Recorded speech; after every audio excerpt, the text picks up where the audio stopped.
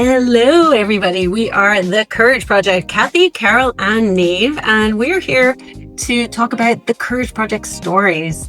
We are deeply curious about courage, and we're on a quest to highlight where and how we see courage showing up in everyday work and life.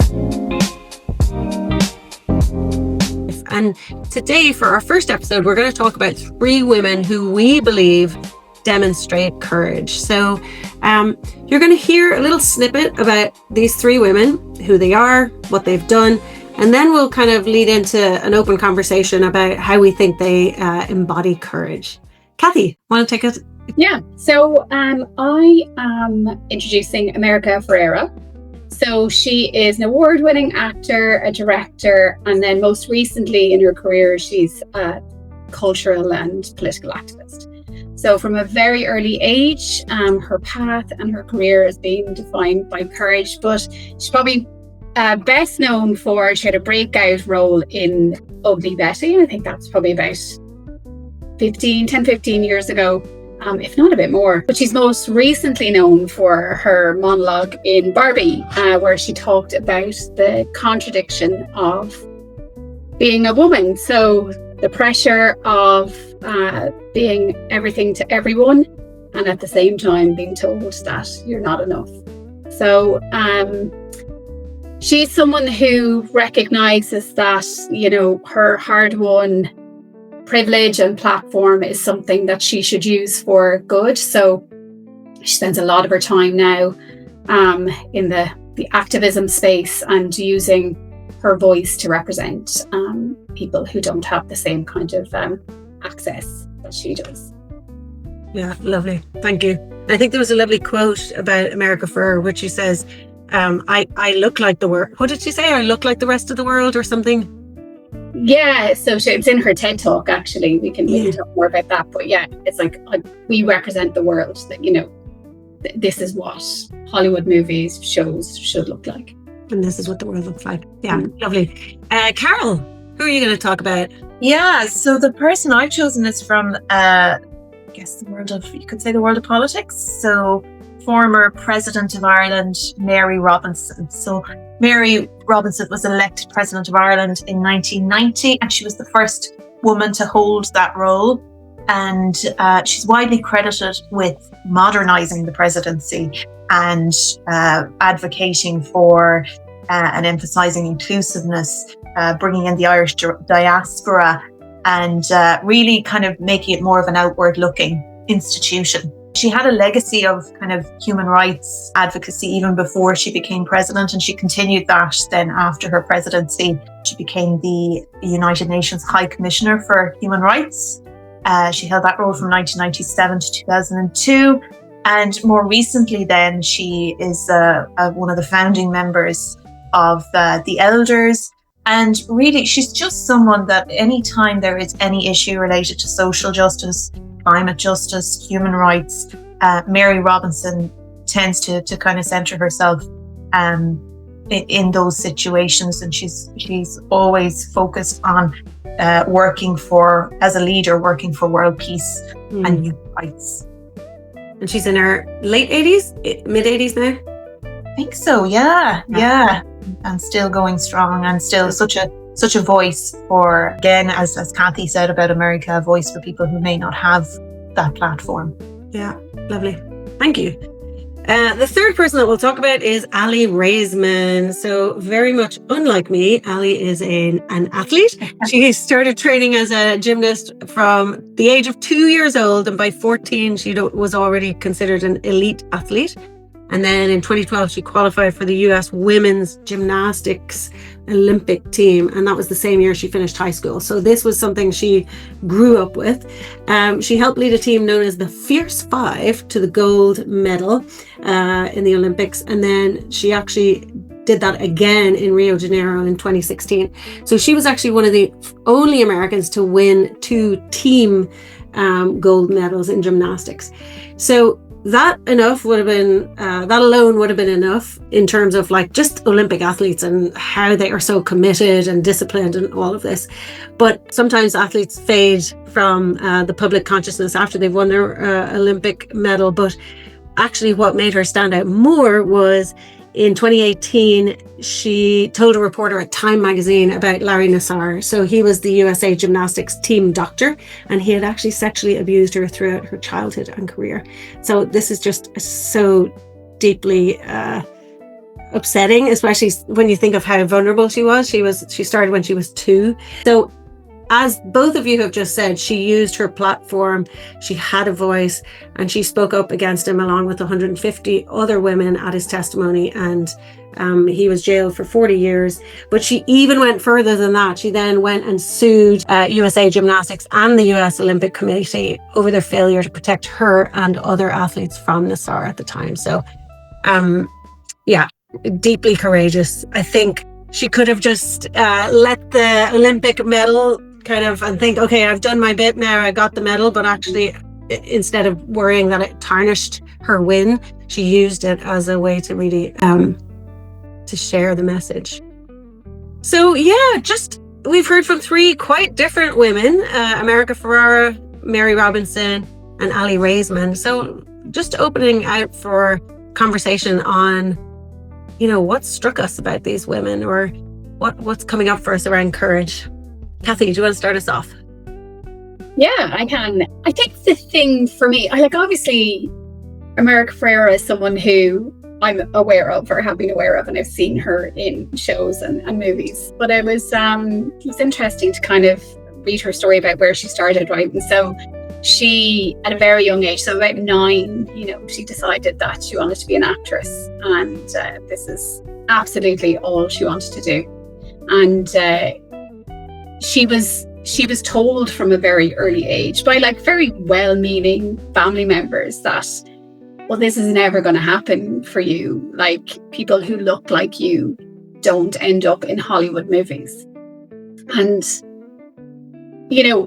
even then she was questioning, why would that be fair? Why is that the case? And she's very, so you already talked about her, we talked about her podcast, or her TED Talk. So her TED Talk is called My Identity is a Superpower, Not an Obstacle. And in that, she's really funny, actually, in that, even though it's a very kind of powerful, moving talk, she's quite funny. And, when she talks about, she's like, my name is America. If I can't make it in America, who can? So she's very much about, she was filled with the American dream. And if you work hard enough and you put the hours in and, all of that it'll happen for you. Mm. So she had a perspective on kind of the system that she was going into that probably wasn't very realistic at that point. And other people were trying to kind of tell her. But what I loved about it was she was like, there's a quote from her, I didn't need my dream to be easy. I just needed it to be possible. Mm. And so that kind of lit the fire under her. She was like, I can absolutely do this, and it was her purpose, she was like, I am going to make sure that someone like me gets in, that breaks through.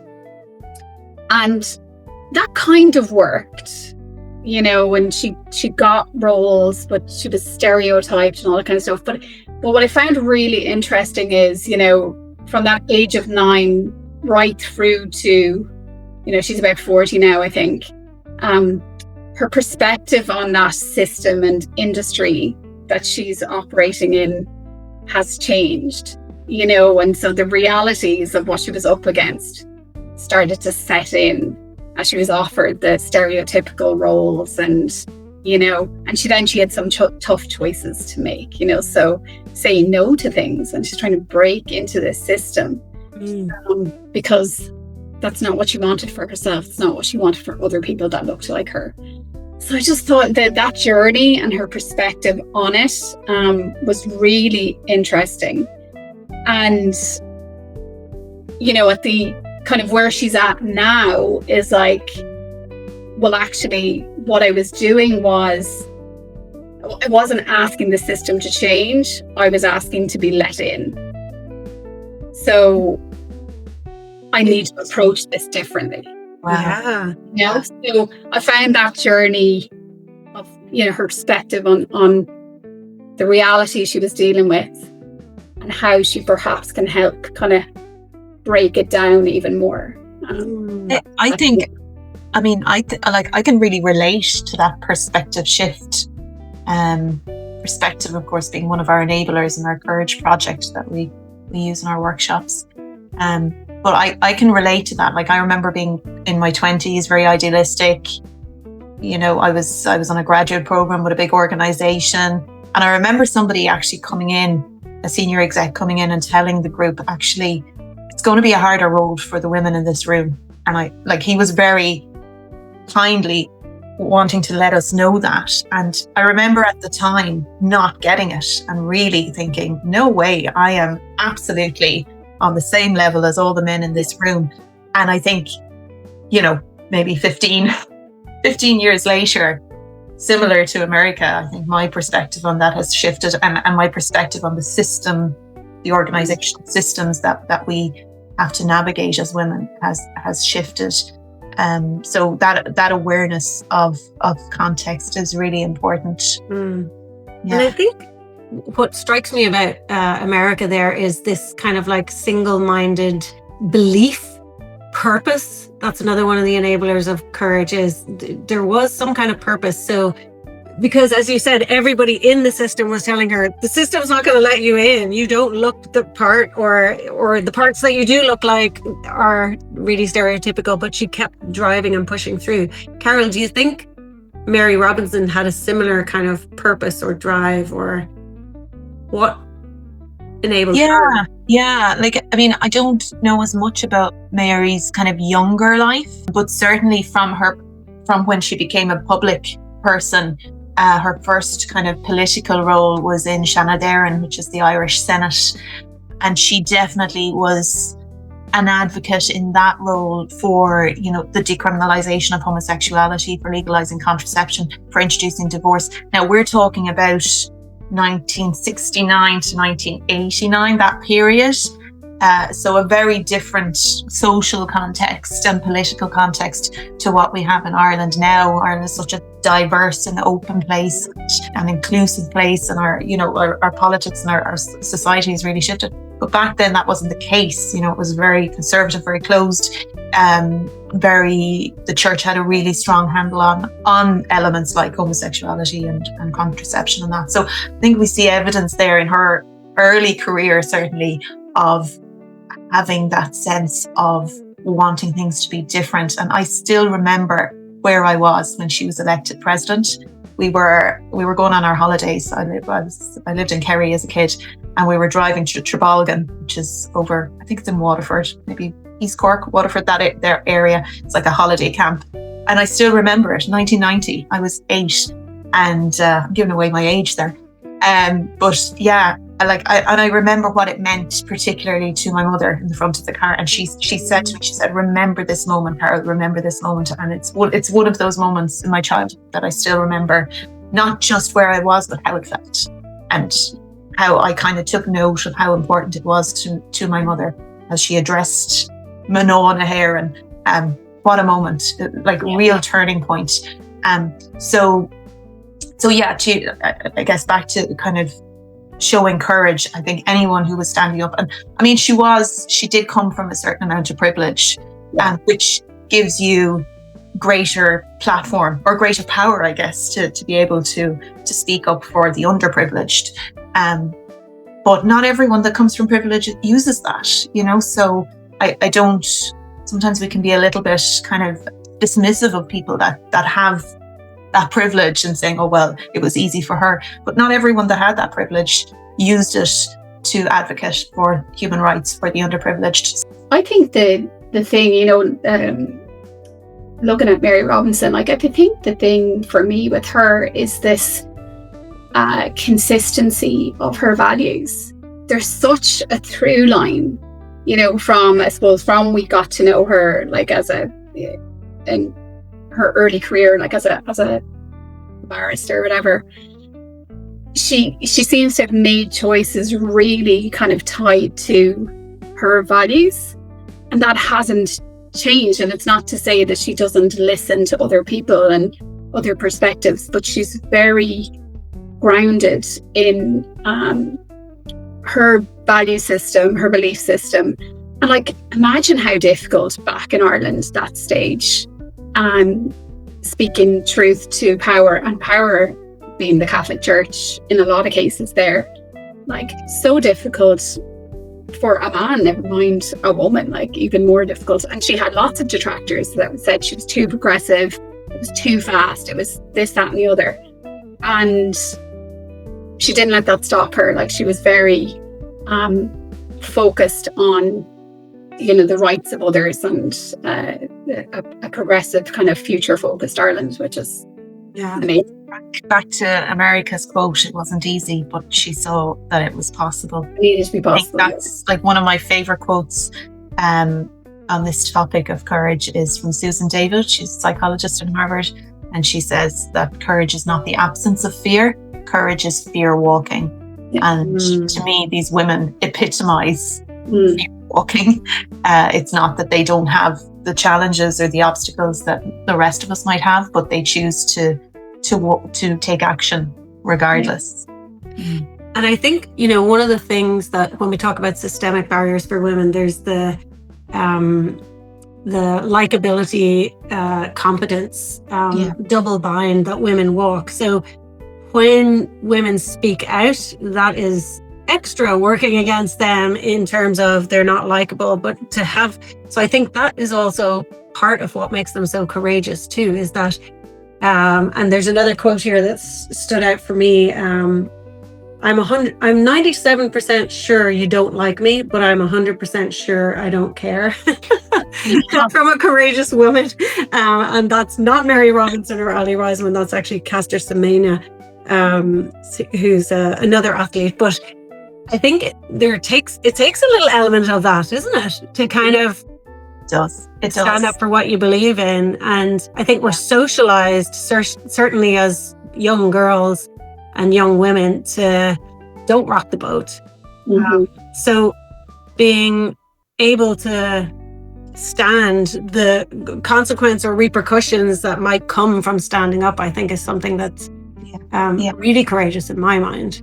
Yeah, and I think if you grow up, certainly in the 80s, 90s, being a good girl, you know, good girl, don't get in trouble, it was very much, I think a lot of us relate to that, and that as Reshma Sujani says, we teach our boys to be brave and we teach our girls to be good.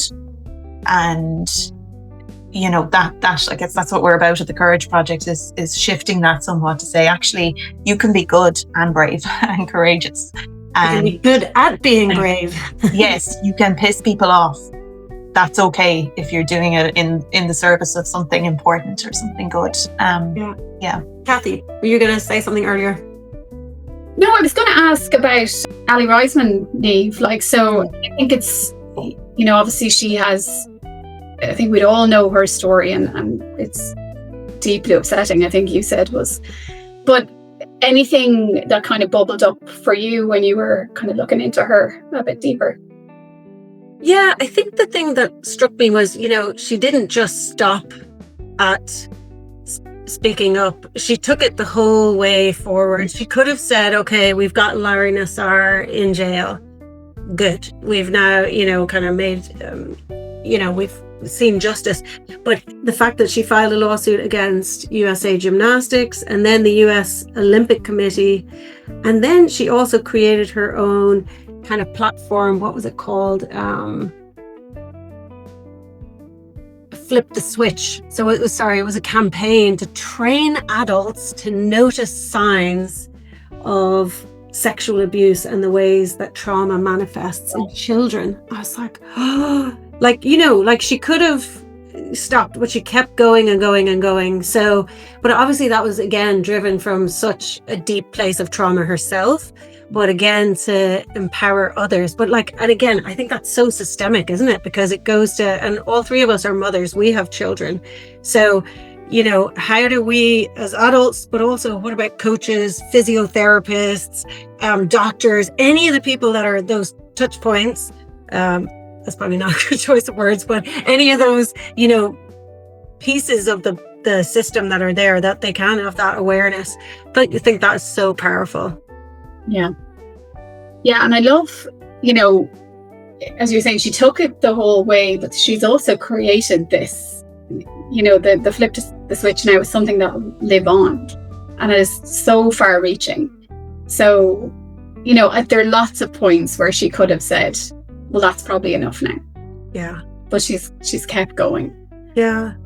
I think what's interesting about, you know, and not necessarily just these three women, but like, you know, is there a point when you realize that you kind of recognize the power that you have, right? Because from an early age, you're not going to be like, oh, I'm so influential, I'm so powerful. You know, you might kind of, you might do some things kind of naturally, you know, you might be a great presenter, you're using your expertise, whatever. These are all power sources that we have. But, you know, is there a point where you're kind of like, you recognize it and then you're like, okay, I'm going to intentionally use this now. You know, I have a platform, I have a presence. I think that's certainly true for America. And it sounds like, I think Mary Robinson's maybe slightly a bit of an outlier because she, as you said, Carol, she came from a more privileged background. So instilled in her, you know, but I don't know. Even in that positional power role of politician, that would be kind of like an assumed role for politicians. I love that point, Kathy. And I think I'll turn the mirror on us. I think we are three hardworking women who hopefully through the Courage Project are trying to share, you know, lessons that we've learned.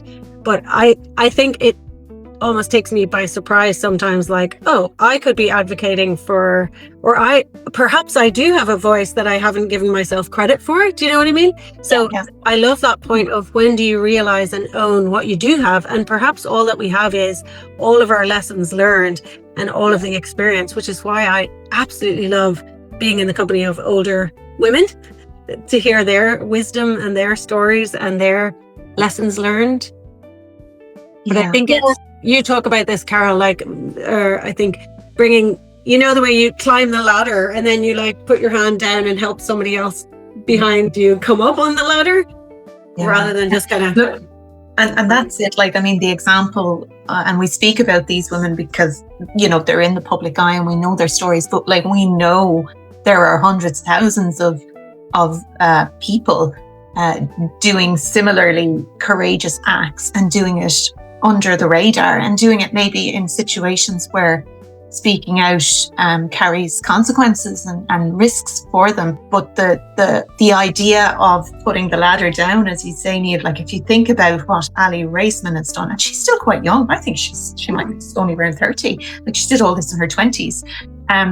But I guess when you have a career as a gymnast from your preteen years, things kind of escalate, things escalate quickly. But initiative that she created, Flip the Switch, I think you called it, like she created that for little Aly and like future little Alys, so that they would not go through what she and her peers at that time went through, which was just horrific. So the people that were tasked with coaching them, protecting them, like a medical professional, you know, like his whole point is to care for their well-being, and he abused that trust that was put in him.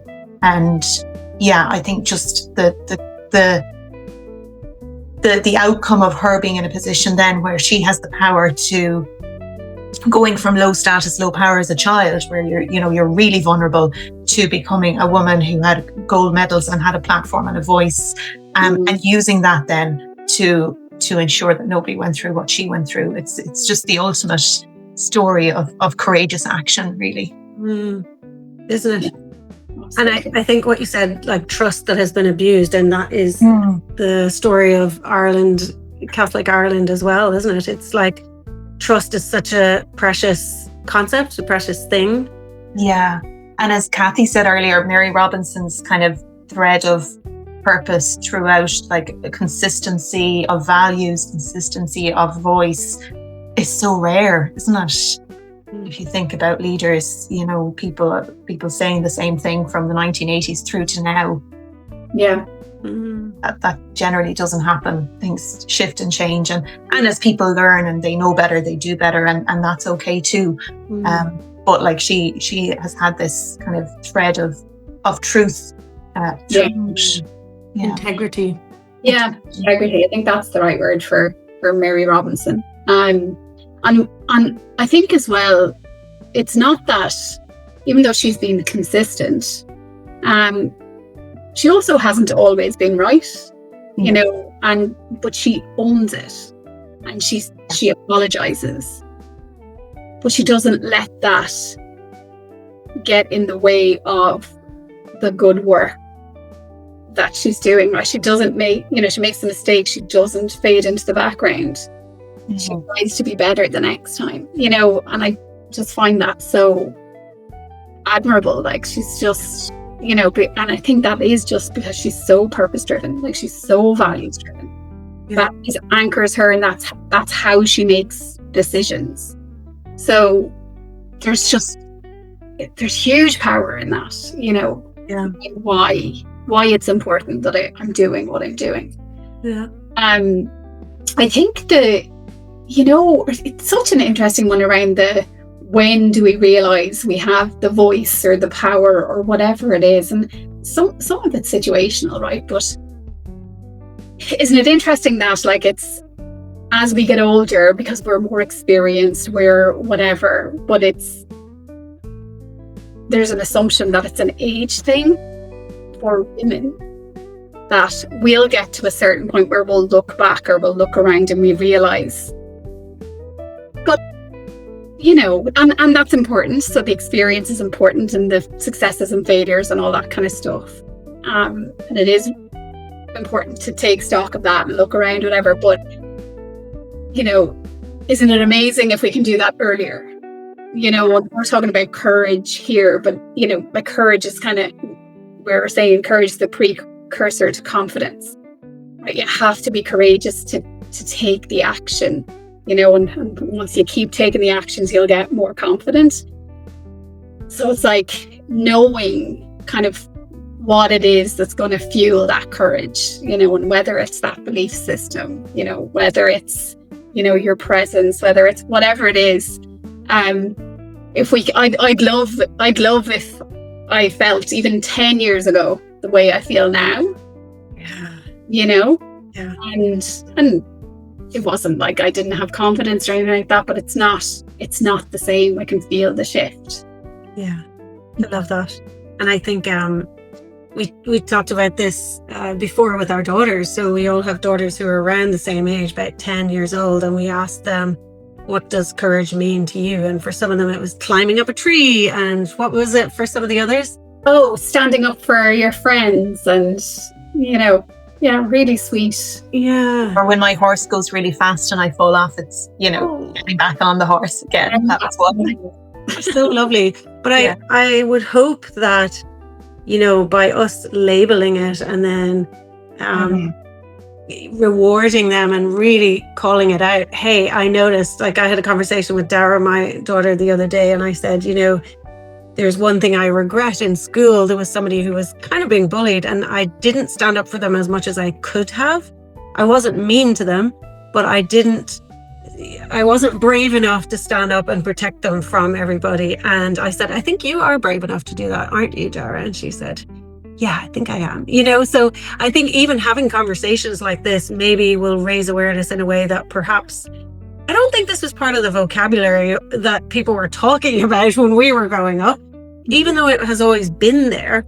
But I think perhaps what we're also trying to do with the Courage Project is, and this is a nice way for us to close, is what does it look like in everyday life? We know that there are really momentous acts of courage that we can see on the public stage, but we also know there are small acts, just like what we talked about with our daughters. But I suppose for anyone listening and for ourselves, perhaps what's one thing that we can take away from this conversation, or from having even just lightly scratched the surface of these three women, America, Mary and Aly Raisman?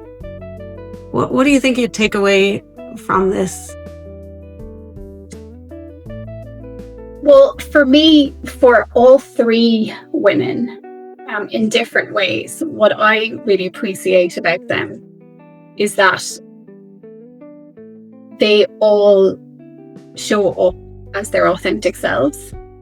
Now, they may have come to that at different times. I think Mary Robinson has always been her authentic self. Aly, I'm not as familiar, but, I know she definitely is someone who showed up with a lot of emotion, and, she was a very vulnerable position, but she let that out. You can see that in her. And America, she talks about, she used to twist herself she used to straighten her hair, she used to put on sunscreen so she can get it browner, all that kind of stuff, just try and fit the system. And now she's like, I just need to show up as myself. That's my strength, so I love that idea that, we do all try and, twist ourselves into different shapes to kind of fit what we think other people need from us, but actually showing up as yourself is enough. And yeah, that's the big thing for me, and being like courageous enough to be yourself and to be okay with that. And I loved what you said about and be 100% sure that you don't care what anybody else thinks. Yeah. Love that. Carol, how about you? Any takeaways? So, what's coming up for me is that kind of idea of courage and power, that it can look so different in different contexts, and that it's maybe not something that as women we are socialized to as much as maybe our male counterparts.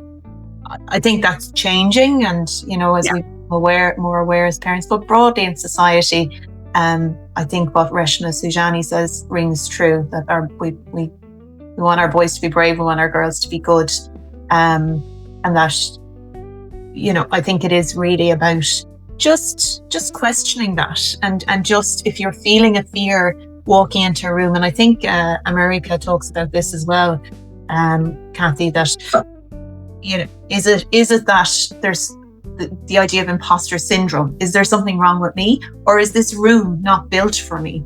Is this system not built for me? So it's totally natural that I'm going to feel fear or discomfort if the system that I'm walking into, the room I'm walking into, was not built to make me feel comfortable or to make me feel like I can succeed.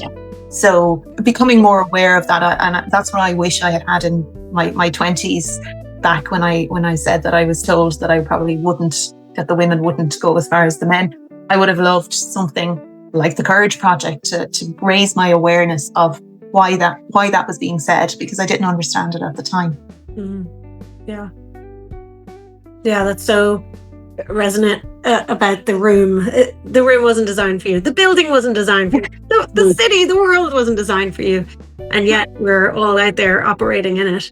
I think my takeaway is I was just genuinely so inspired listening to all these women. I was thinking, God, I need to spend less time tidying my wardrobes and get out into the world and use my courage, But I think it is that. I think it was maybe a small realization that, and maybe it is a case of age, as you said, Kathy, but use it now. Let's use our voice, use our platform, have the conversation. I think, our suffering can be our strength. So any of the pain we have felt, we can help others through it by talking about it, or by opening doors where maybe we had to pry it open, but opening it for others. So yeah, I think I've really enjoyed our conversation. Yeah, me too. As always, you give me food for thought, and yeah, let's keep talking about courage. So see you next time. We'll see you next time. We'll talk about 3 more characters and how they demonstrate courage. Thanks, ladies, women, leaders.